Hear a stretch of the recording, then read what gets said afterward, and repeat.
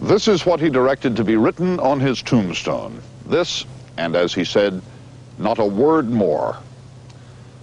Here was buried Thomas Jefferson, author of the Declaration of American Independence, of the Statute of Virginia for Religious Freedom, and father of the University of Virginia. Nothing about his having been President of the United States. He thought of that as just an honor he had once, to be for a time an employee of the people. He wasn't interested in honors. He was interested in liberty. Don't look for him down here in the mists of the family graveyard. Up on top of this hill, in the sunshine, he's still living. He was the architect of Monticello, but architecture was his pastime. Liberty was his passion. Walk around here where he lived and thought, and you can hear him on the subject of liberty. The God who gave us life gave us liberty at the same time.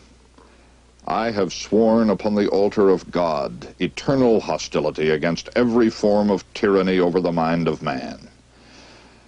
You almost expect to find him up here, cultivating his begonias. He could raise flowers. He could, a biographer wrote accurately, calculate an eclipse, survey an estate, tie an artery, plan an edifice, try a cause, break a horse, dance a minuet, play a violin. Never mind. He gave up all those pursuits to pursue liberty. He wrote, I have such reliance on the good sense of the body of the people that I am not afraid of their letting things go wrong to any length in any cause. He believed in us. Maybe that's why we feel that he is still with us somehow. Would he be on the side of black people and poor people trying to gain their civil rights today? Beyond a doubt.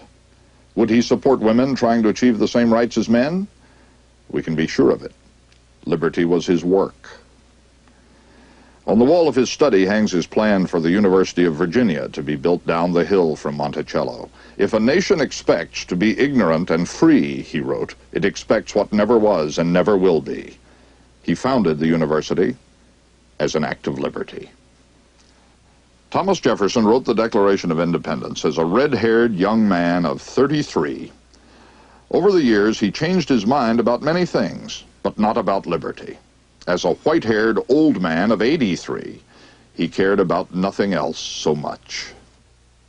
The 50th anniversary of the 4th of July was coming and was much on Jefferson's mind. The mayor of Washington sent him an invitation to attend. On June 24th, 1826, Jefferson sat down here and took his pen in hand to write that he was too old and weak to accept. There was nothing old and weak about that letter. It was a democratic outburst, as clear as a Liberty Bell.